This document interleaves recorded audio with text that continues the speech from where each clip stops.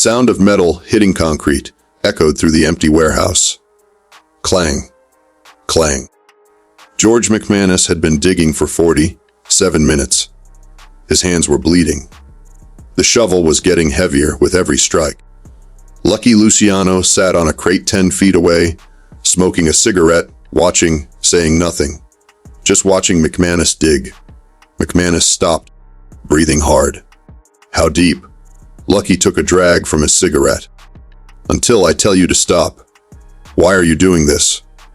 Lucky's face was emotionless. Arnold Rothstein died 2 days ago. You know who Arnold Rothstein was? McManus's face went pale. Keep digging, Lucky said. The sound started again. Clang. Clang. What McManus didn't know was that Lucky had already decided how this night would end.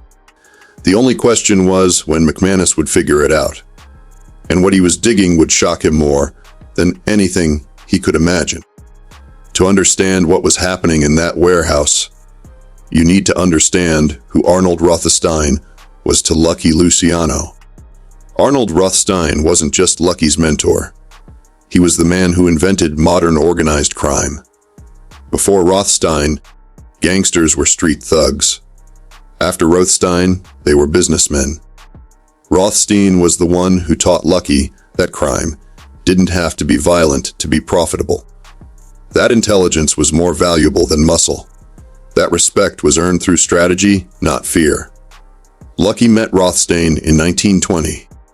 Lucky was 23 years old, a street kid from the Lower East Side. Running numbers, running his mouth, getting into fights, getting arrested, going nowhere. Rothstein was 38, already a legend. He'd fixed the 1919 World Series. He ran the biggest gambling operation in New York. He'd made millions during Prohibition by importing quality liquor instead of the rot gut everyone else was selling.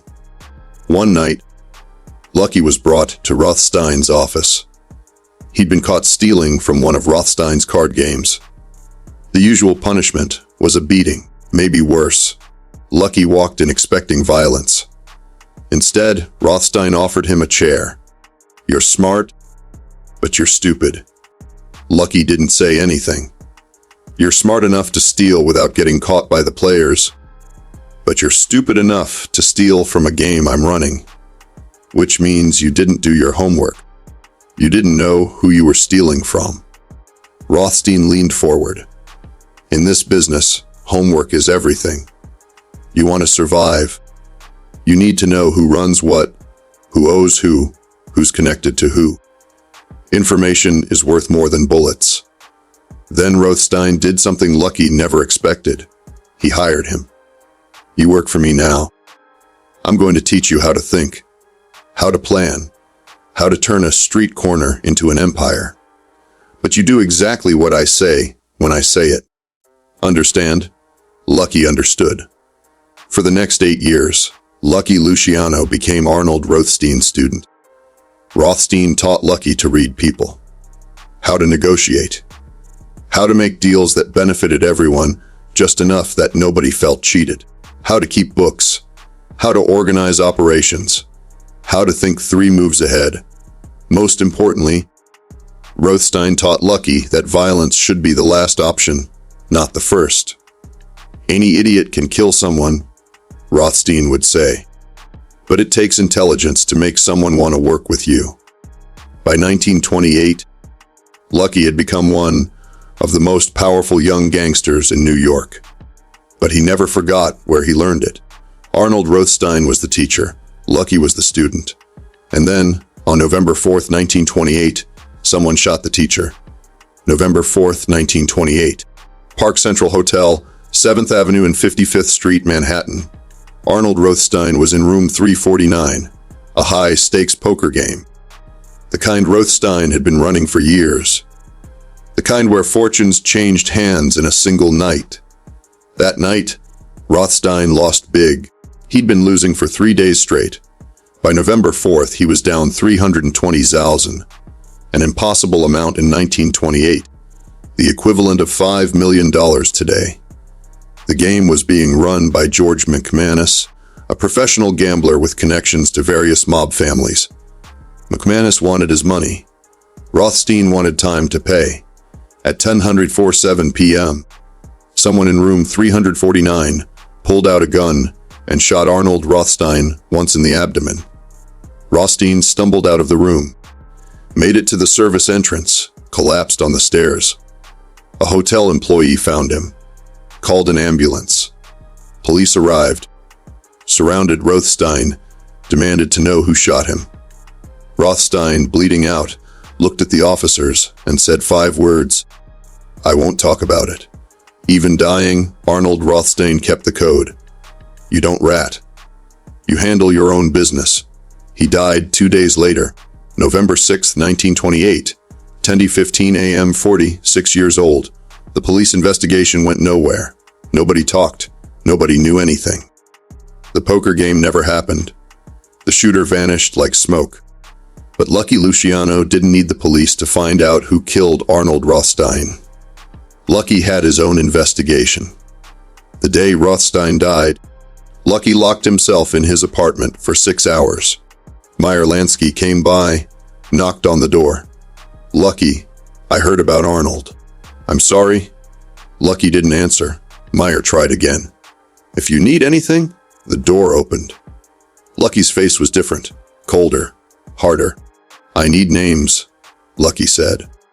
"Everyone who was in that room. Everyone who was at the hotel. Everyone who ran when Rothstein got shot. The police are already looking. I don't give a damn what the police are doing. Arnold taught me everything I know. Someone took my teacher. I want every name, every detail, every person who even looked at Arnold that night." Meyer nodded. "I'll get you the names." For 3 weeks, Lucky conducted his own investigation. He paid hotel staff, bribed cops, talked to gamblers, followed money trails. He built a network of information that made the police investigation look like amateur hour. The name that kept coming up, George McManus. McManus had been running the poker game. McManus was the one who kept pressing Rothstein for the $320,000. McManus had disappeared after the shooting. McManus had motive, opportunity, and no alibi. But Lucky didn't just want the name. He wanted confirmation. On November 23rd, 19 days after the shooting, Lucky's sources confirmed it. McManus had been seen the night of the shooting with a gun. McManus had been heard arguing with Rothstein about the money. McManus had fled the city immediately afterward. Lucky called Meyer Lansky. "I found him. What do you want to do?"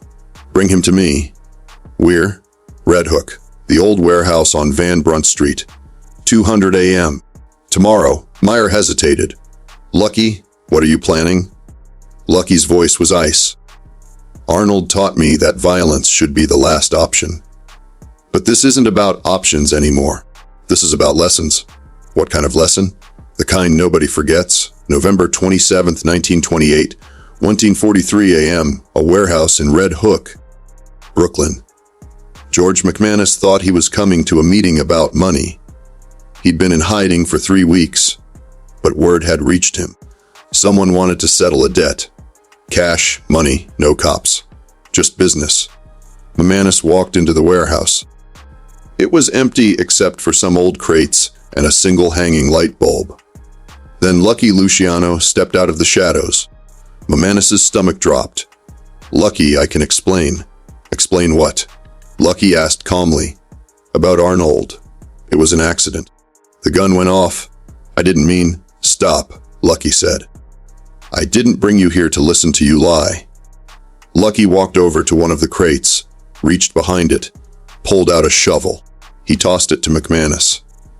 McManus caught it, confused. "What's this for?" "You're going to dig," Lucky said. "Dig what?" Lucky pulled out a gun, pointed it at McManus. "Your future." McManus looked at the concrete floor. "You want me to dig through concrete with a shovel? That's impossible." "Then you better get started," Lucky said, "because you're not leaving until you're done." McManus stared at Lucky, trying to understand. "This doesn't make sense." If you're going to kill me, just kill me. Lucky sat down on a crate, lit a cigarette. Arnold Rothstein taught me 3 things. 1. Never show emotion.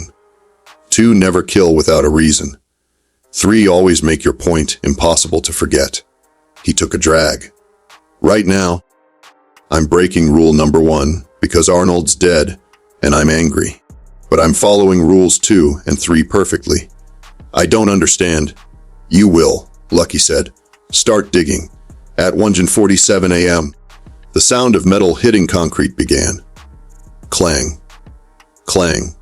For the first hour, McManus tried to talk his way out, tried to explain, tried to apologize. Lucky said nothing, just sat there smoking, watching. After 2 hours, McManus's hands were bleeding. The shovel handle was slippery with blood. He'd managed to chip away at the concrete in a few places, but mostly he was just striking solid floor over and over. How deep do you want this? McManus asked, his voice breaking. Keep digging. Clang, clang. After 3 hours, McManus collapsed, dropped the shovel. His hands were destroyed. Blisters on top of blisters. Blood dripping. I can't. He gasped. I can't do it anymore. Lucky stood up, walked over, picked up the shovel, looked at the barely scratched concrete floor. You've been digging for 3 hours, and you've accomplished nothing. You know why? McManus shook his head. Because you're digging in the wrong place, Lucky said. He walked 10 feet to the left, kicked away some old newspapers covering the floor. Underneath was dirt. A section of the warehouse where the concrete had never been poured. This is where you dig, Lucky said. McManus's eyes went wide. He finally understood. No, McManus whispered. Please, no. Arnold Rothstein was 46 years old when you killed him. He had a wife. He had a business. He had people who depended on him. And you took all of that over $320,000. Lucky handed the shovel back to McManus. Now you dig where I tell you. And you dig deep enough for yourself. At 4:15 a.m., McManus was standing in a hole 4 feet deep. His entire body was shaking. He could barely hold the shovel anymore. Lucky stood at the edge of the hole. That's deep enough. McManus dropped the shovel, started to climb out. I didn't say you could come up, Lucky said. McManus froze. Looked up at Lucky standing above him. At the gun in Lucky's hand. Arnold taught me that violence should be the last option. But he also taught me that some lessons need to be permanent. Lucky, please. Arnold was my teacher. Now I'm teaching you.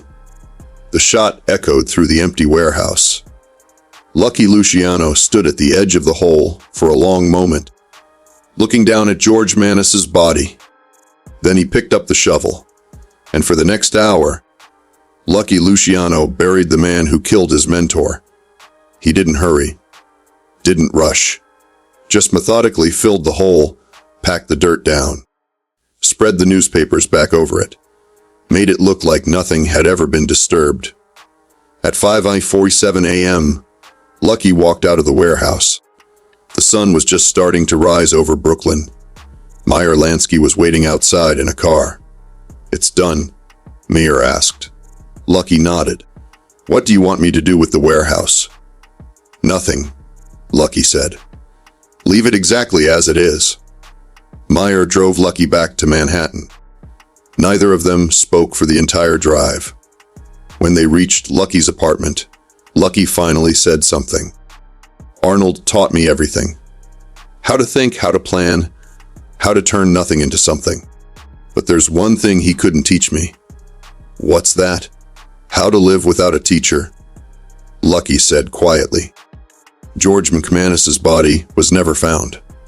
The official story was that McManus fled the country, that he was hiding in Europe, that he'd escaped justice.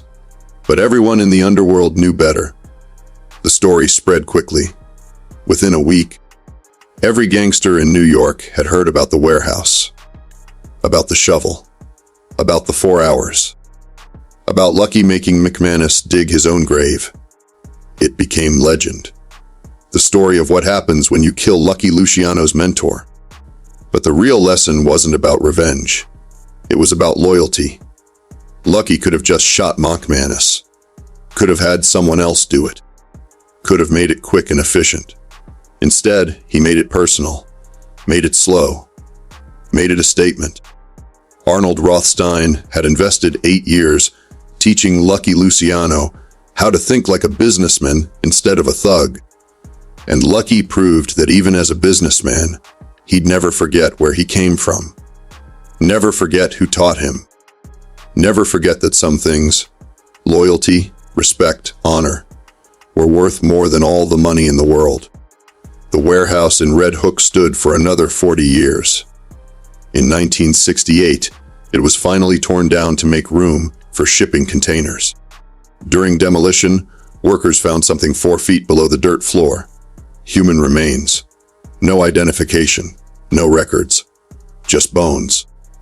The medical examiner estimated the body had been there since approximately 1928. But officially, George McManus's disappearance remained unsolved. Lucky Luciano never spoke about that night. Never confirmed it. Never denied it. But when anyone asked Lucky who taught him everything, he'd always say the same thing. Arnold Rothstein. The smartest man I ever knew. And if anyone asked what happened to the man who killed Arnold Rothstein, Lucky would just smile and say, he learned his final lesson. If this story of loyalty, revenge, and the price of betrayal moved you, hit that subscribe button. We're telling the Lucky Luciano stories that prove loyalty isn't just a word. It's a code written in blood. Drop a like if you think making someone dig for 4 hours was the ultimate psychological warfare. And in the comments, was Lucky justified in what he did to McManus? Turn on notifications, because next time we're telling the story of how Lucky Luciano walked into Al Capone's office alone, with 12 armed men waiting, and walked out with 40% of Chicago. Remember, violence should be the last option. But when it's the right option, make sure the lesson is permanent. November 27th, 1928. 4 hours of digging.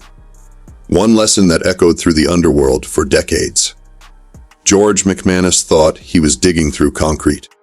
He had no idea he was digging his own grave.